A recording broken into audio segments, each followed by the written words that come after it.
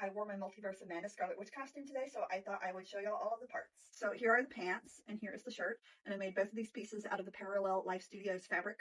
For the pants, I used this pattern, and I just cut it off to be just pants instead of a bodysuit, and I added the stripes on the front before I sewed up the side seams. And they're just an elastic waist, super simple. For the undershirt, I was running a little low on fabric by this point, so to make it a little bit longer so that it wouldn't be uncomfortable underneath the bodice piece, I added just another strip of plain black spandex to make it a little bit longer, and I added the finger loops. The boots were honestly like one of the most frustrating parts of this costume. They took me way longer than I expected.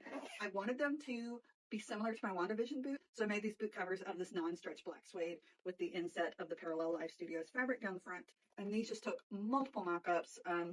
They wouldn't fit the boots right. It was just a whole big thing, and I thought I'd be done with these in a day, and it ended up taking like a week. So this was my first version of the skirt. This is what I wore with it at DragonCon. I made this repeat file. I had it printed on Spoonflower knit because that's the weight I wanted for the skirt. It's lined in a plain black knit fabric, and I did the gradient dyeing on it and added a waistband. I was just never happy with the Spoonflower fabric. I didn't like the print quality, especially the color. Like, I just felt the red wasn't very vibrant. So at the same time I ordered this, I ordered another yard from another custom print place, and that one took a lot longer to come in. I didn't get it until after DragonCon. So I always knew that I was going to be replacing this one eventually. So this is version 1 from Spoonflower, and this is version 2 from Notorious Fabrics. Like I said, this one took a lot longer to come in. It took about 3 months to have printed. Totally worth it. The fabric quality and print quality is so much better. You can see the difference in the reds. These are from the same file. And I finally finished up this version 2 this weekend and got to wear it with my Scarlet Witch today for the first time. And it is just a plain bias tape waistband with a hook and eye, and I cut up the ends for the tattered look. So here are all the pieces I've talked about so far: the skirt, the pants, the undershirt, and this is, of course, the main piece, the bodice. The outer is Parallel Life Studios fabric. It has an interior lining layer of taffeta, and then it is lined on the inside in cotton just for comfort. This front panel and the hip panels, I did not make those. I bought them from another Wanda on the Scarlet Witch Cosplay Facebook group. I love the hip panels, very happy with those. The front panel looks right, but it is very stiff and very uncomfortable. So my husband and I are planning to cast this in something more flexible in the future, just to make this a little more comfortable to wear, because right now it's really not, especially if I have to sit. The side panels and the piece that goes under the arm, my husband 3D modeled and printed and cast these for me, so these are soft and very comfortable. This bodice I made by doing a duct tape dummy of myself and cutting it apart to make a pattern.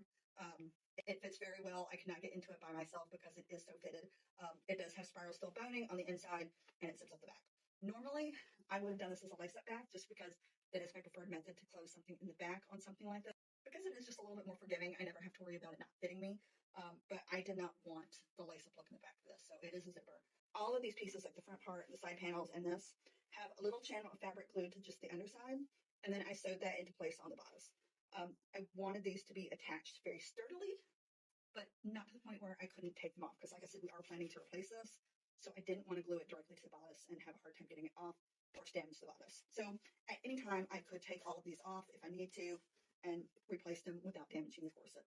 That is just something I learned from my WandaVision version, where I did glue all of that on, and I really was not happy with that. I wanted them to be non-permanent, so that if I needed to change something or fix something, I had wiggle room. I cannot put this on by myself, like I said, so I'm going to have to go get my husband to help me get into it. I don't know if he'll want to be on camera or not, so we'll see.